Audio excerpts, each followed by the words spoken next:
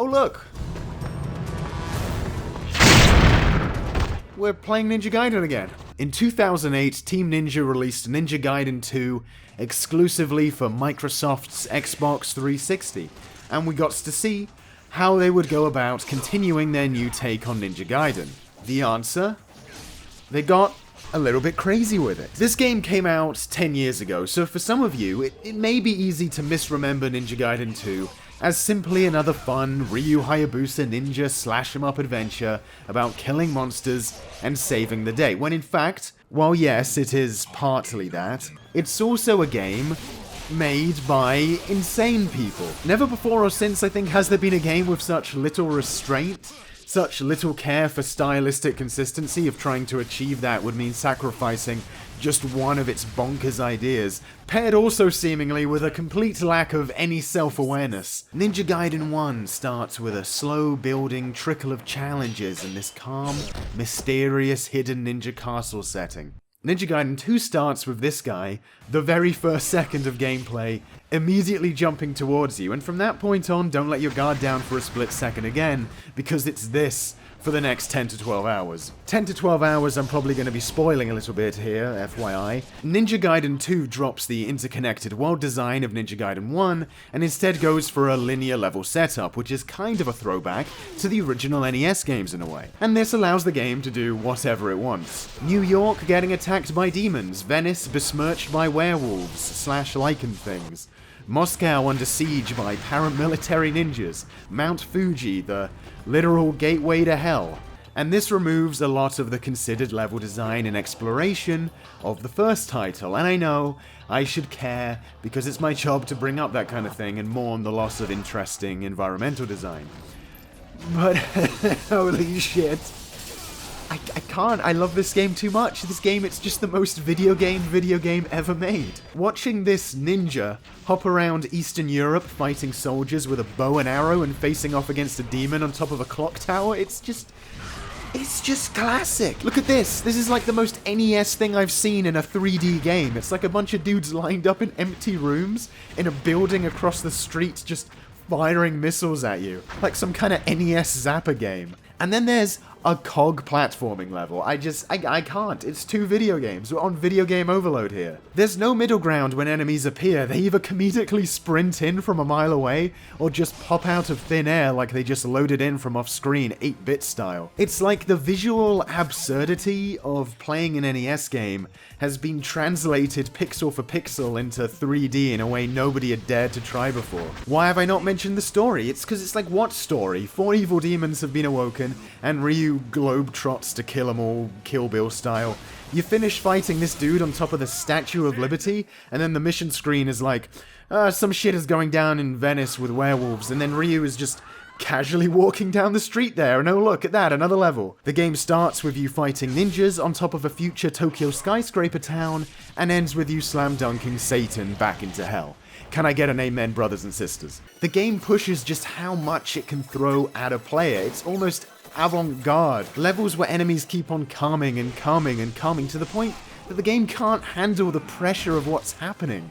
The console can't help but just slow down, but it's almost like the game is wearing it as a badge of honor. Like, look at us, we have such little restraint. You can just hear them in the Team Ninja offices like, yeah, that seems like a lot of enemies.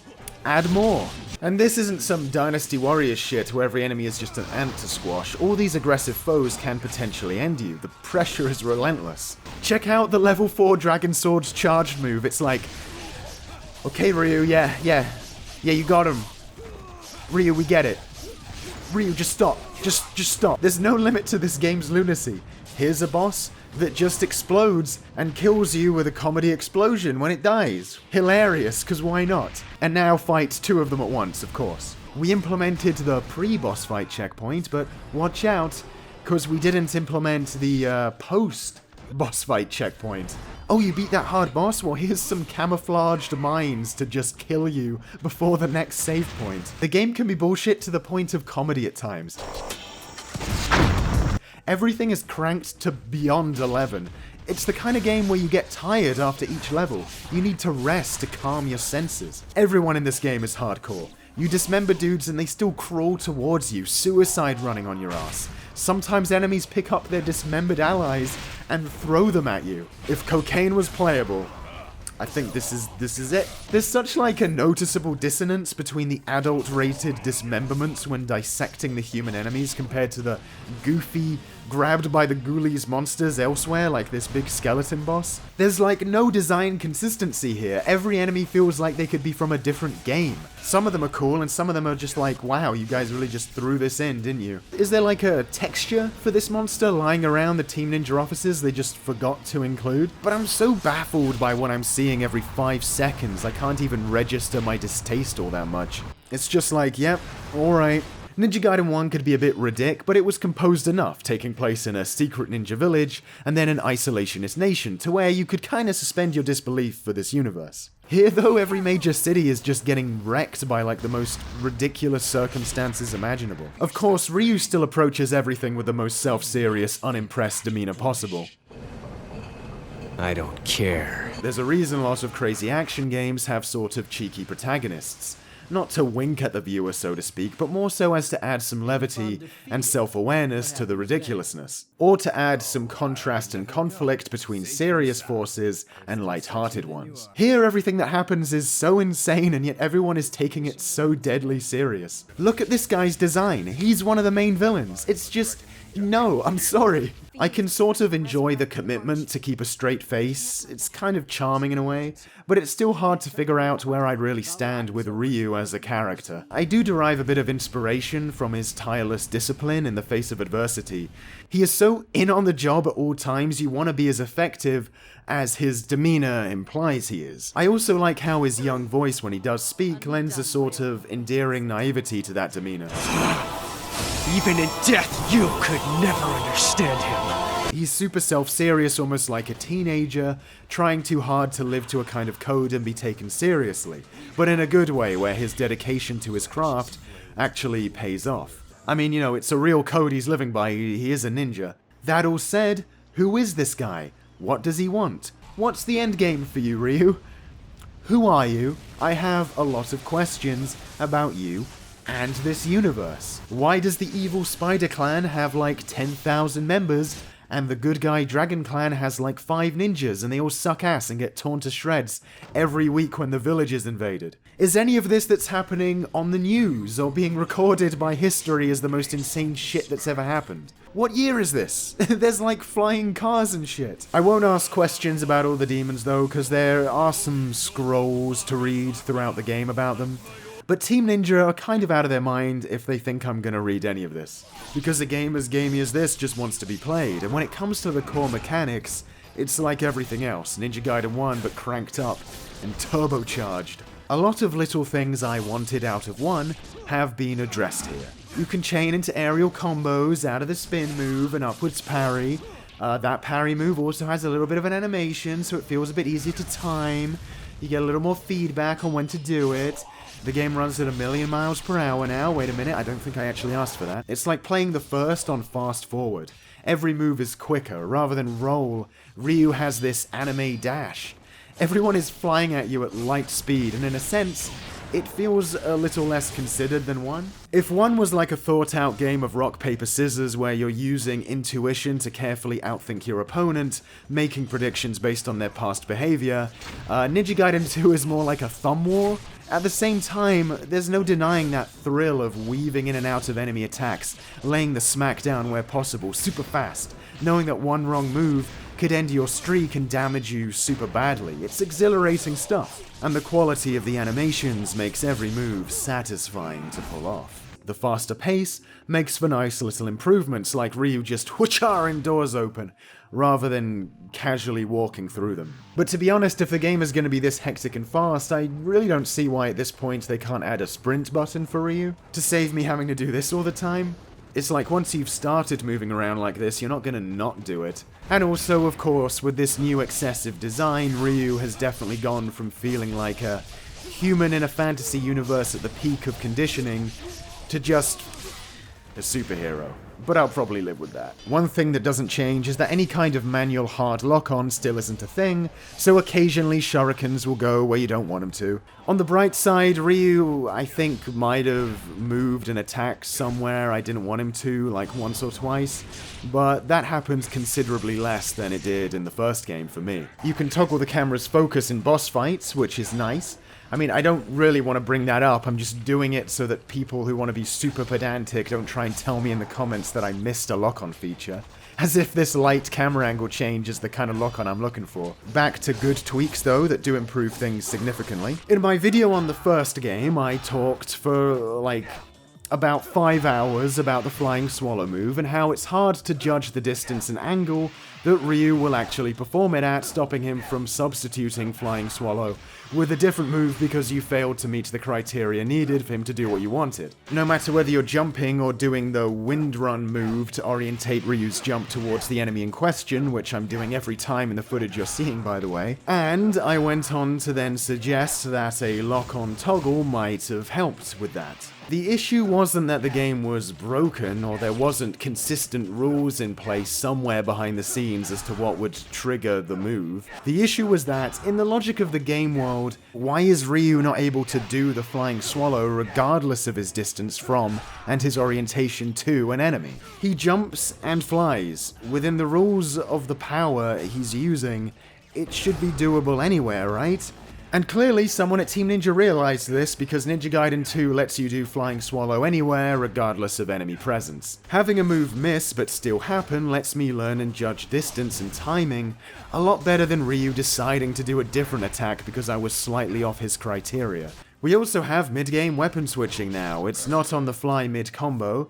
The game has to pause and swap it in, but not having to go into the actual pause menu has me switching tools a lot more here, and that's good because there's so many combos and tricks to play around with. The weapons can't help but feel a bit samey in some areas. They all charge up with essence, most of them have the old launch bam bam bam bam slam them to the ground move, and sometimes it can feel like you're learning a new combo just to do the same moves another weapon has. But they all make up for it with a plethora of unique moves and combos of their own. You'll feel satisfied learning all the different strings and their outcomes, and how you can bring projectiles and movement through the environment into the mix, etc, etc. Never did I go into a fight here without wanting to test a new strat out in my head. I was never like, oh, guess I've run out of things to play around with this time. I wish aerial moves could cancel into enemy hops or super slick. I think that would have been pretty cool, but overall it's hard to run out of new things to try, even if some of the enemy types will make you groan because there's less you can do to play around with them. Also, magic still feels detached from the core mechanics, and the bird one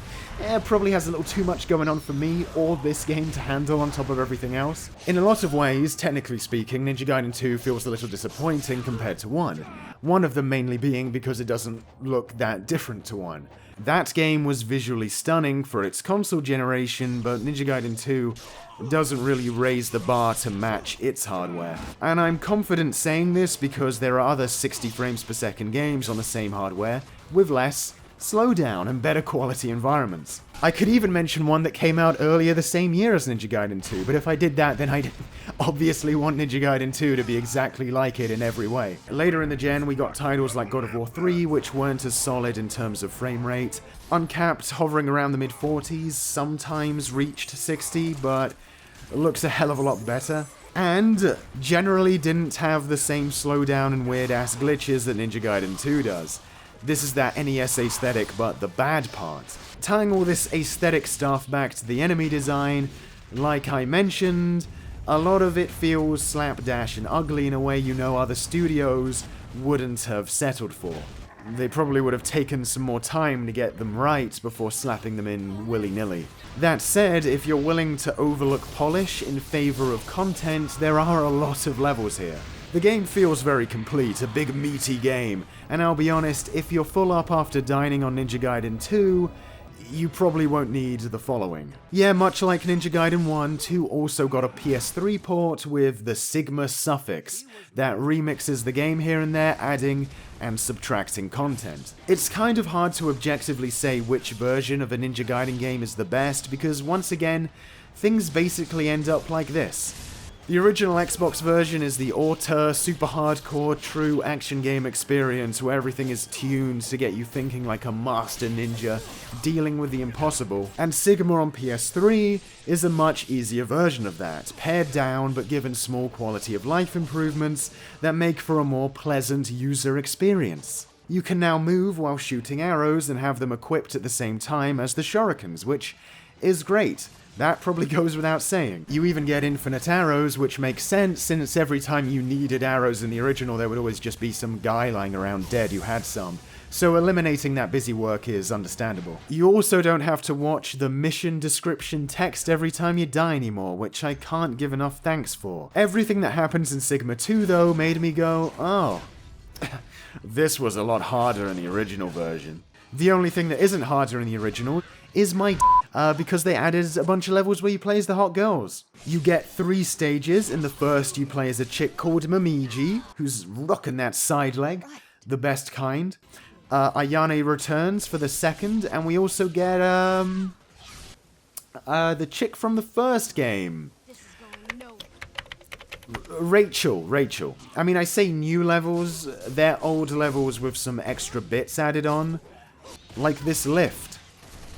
Because nothing is more fun in an action game than just fighting enemies on a big lift. It's everyone's favorite level in every action game. To be fair, I've not got that much against the inclusion of these levels, but ultimately being forced to do them in between Ryus pads the game out really ungracefully, just like the extra levels did in the first Sigma. Suddenly you have to play as a character with less moves you're not used to in a level you already beat. If Sigma 2 is your first time with 2, they're probably gonna feel tacky. Oh, but I can live with some forms of tackiness, I guess. Okay, I can't even do the joke where I pretend to be all, like, pervy and into this 6-axis controller jiggling the girl's boobs by you shaking it stuff. Because the advert where they show this off is such false advertising. You do it in the game, they jitter about so unnaturally, it's impossible to call this sexy. But at least it's an indication that at least someone at Team Ninja isn't taking all this that seriously, so I appreciate it for that. Because some self-awareness is desperately needed at the point that Sigma 2 introduces one of its new bosses, the possessed Statue of Liberty.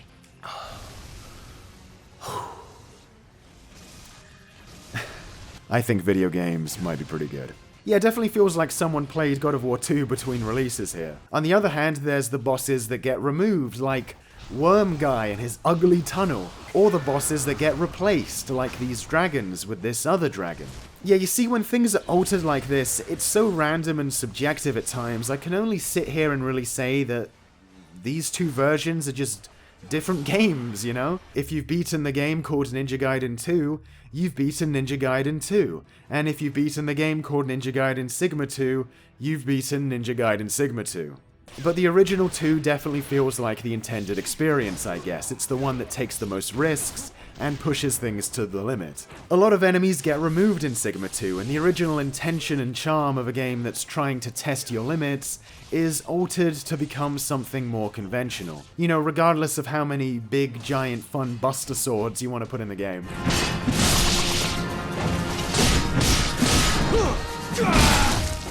Ooh, it's good though, it's good. And I do have one big thing I think is a definite step down in Sigma 2. You no longer need to spend essence from defeated enemies to buy weapon upgrades. Those are now doled out one at a time for free at certain shops. But that means you can dump all your currency into health items. You're gonna max out on this stuff so often that drip feeding health to yourself throughout certain bosses and moments is made very tempting. In Xbox 2, I'd run out of this stuff and really have to focus on the boss's moves to come out on top without taking damage. But in Sigma 2, it wasn't as necessary and made the game a little more boring. What makes it worse somehow though is that arbitrarily the game doesn't let you upgrade any weapon to level 3 until the latter half of the game for no real reason. You're just denied those extra moves from upgrading until you touch down in Eastern Europe properly. So Sigma 2 is removing interesting choice dilemmas from the player when it comes to buying things, and then reducing their options when it comes to how far they can upgrade at a given time. Oh, and I guess I should bring up that they removed all the gore and blood for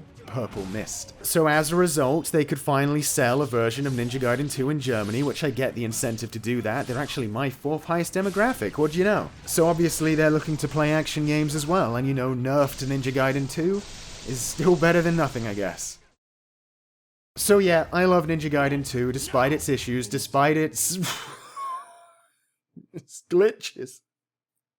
I'm gonna get that off the screen now. As a curated and polished example of action combat, 1 is probably gonna endure the test of time better and be remembered more fondly, but I have to admire with the original 360 version of 2, how far the mechanics were pushed at the cost of, like, the game itself. In that sense, I kinda like 2 a bit more than the original. It forgoes any sense of classiness just to see what it can get away with, and because of that, it brings a smile to my face in a way the original doesn't for me, with its ice level and fire level. Like, it's like, yeah. I just can't help but respect Ninja Gaiden 2, while also, of course, enjoying the literal hell out of it. Anyway, thanks for watching my definitive video on this game. I am now officially the Ninja Gaiden guy. Bye-bye. Thanks so much for watching. Sorry if I sounded a bit off in this video. I'm kind of under the weather right now. I want to give a big thanks to my Patreons.